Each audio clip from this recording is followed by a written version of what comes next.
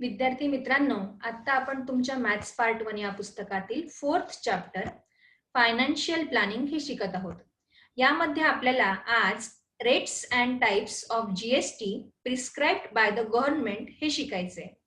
तर आता 2017 प्रमाणे जो काही जीएसटी गव्हर्नमेंटने प्रिस्क्राइब केलेला आहे तो सध्या आहे, पण यामध्ये काही चेंजेस होऊ शकतात.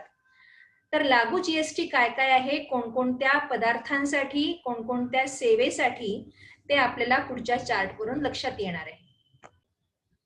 विद्यार्थी मित्रांनो, तुम्हाला तुमच्या स्क्रीनवर types of GST, rate of GST and goods and services item list असं दिसत असेल.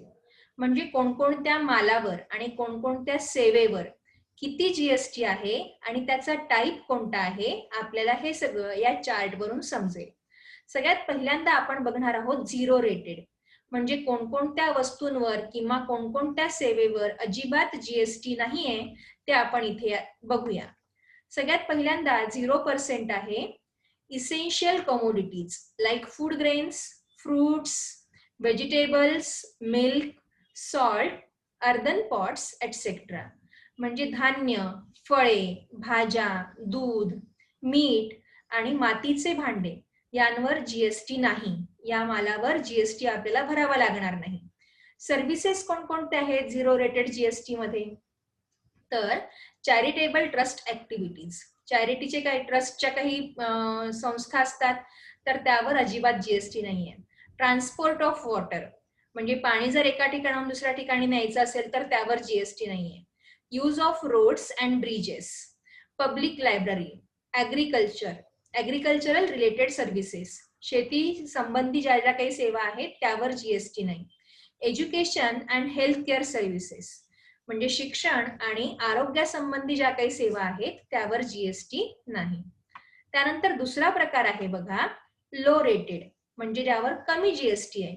5% जीएसटी कोणकोणत्या पदार्थांवर आहे ते आता आपण बघणार आहोत, कोणकोणत्या मालावर आहे. कॉमनली युज्ड आयटम्स, जसं की एलपीजी सिलेंडर, आपण आपल्या घरी जे सिलेंडर वापरतो त्यावर 5% जीएसटी आहे. Tea, coffee, oil, honey, frozen vegetables, spices, sweets etcetera.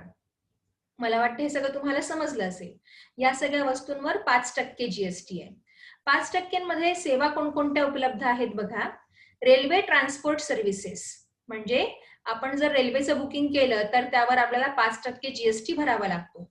Bus transport services, taxi services, air transport for economy class. Air transport मध्ये पण 2 वेगवेगळे क्लासेस असतात, बिझनेस क्लास आणि इकॉनॉमी क्लास. तर जो इकॉनॉमी क्लास असतो त्यासाठी 5% जीएसटी आहे. त्यानंतर हॉटेल्स प्रोव्हाइडिंग फूड अँड बिव्हरेजेस, ज्या ज्या हॉटेल्स फूड आपल्याला प्रोव्हाइड करतात किंवा बिव्हरेजेस देतात तर त्यांच्यावर 5% जीएसटी अप्लाय केला जातो. त्यानंतर तिसरा प्रकार आहे स्टँडर्ड रेटेड, यामध्ये आहे 12%. हा फर्स्ट स्लॅब आहे.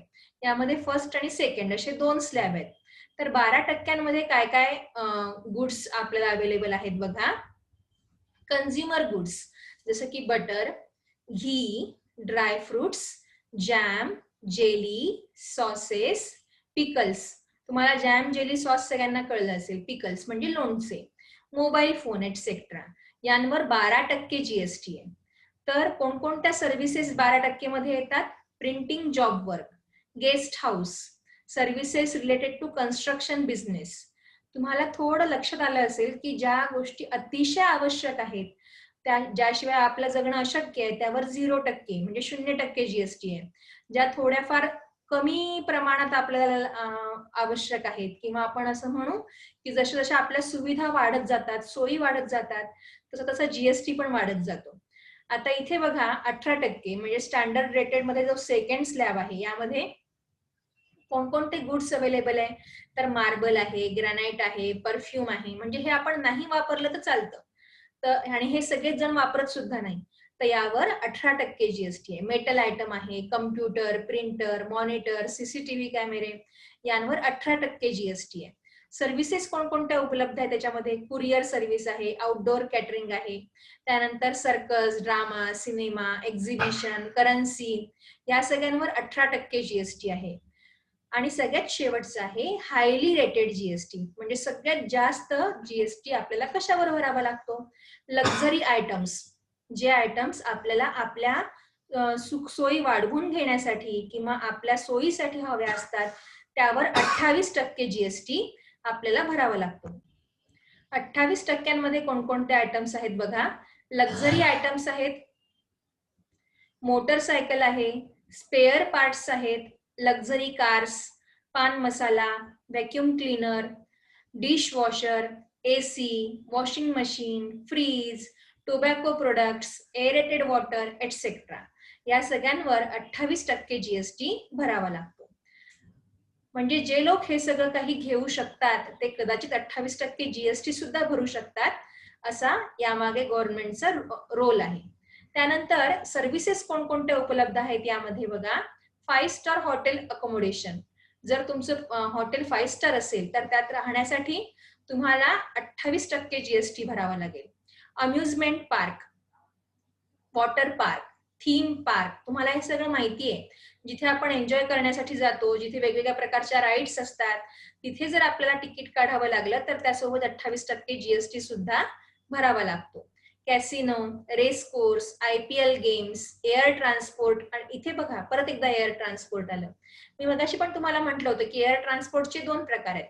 एक आहे इकॉनॉमी क्लास, तर इकॉनॉमी क्लाससाठी 5% जीएसटी आहे, आणि दुसरा आहे बिझनेस क्लास, तर बिझनेस क्लाससाठी 28% जीएसटी आहे. तर या प्रकारे आपण टाइप्स पाहिले जीएसटीचे वेगवेगळे, त्यांचा रेट पाहिला, आणि कोणत्या गुड्स आणि सर्व्हिसेसवर किती जीएसटी आहे हे सुद्धा आपण पाहिलेलं आहे. आता ह्याचं कॅल्क्युलेशन कसं करायचं ते आपण प्रॅक्टिस सेट मध्ये शिकणार आहोत. इथे खाली एक नोट दिलेली आहे बघा. The rates and types of GST are as prescribed by the government at the time of writing this chapter. म्हणजे जेव्हा या पुस्तकाचं रायटिंग झालं त्यावेळेला कसा जीएसटी आहे ते इथे सांगितलेलं आहे. काही वर्षानंतर कदाचित हा जीएसटी बदलेल, याचे रेट्स कदाचित बदलतील. GST rates are subject to change. Electricity, petrol, diesel etcetera are not under purview of GST.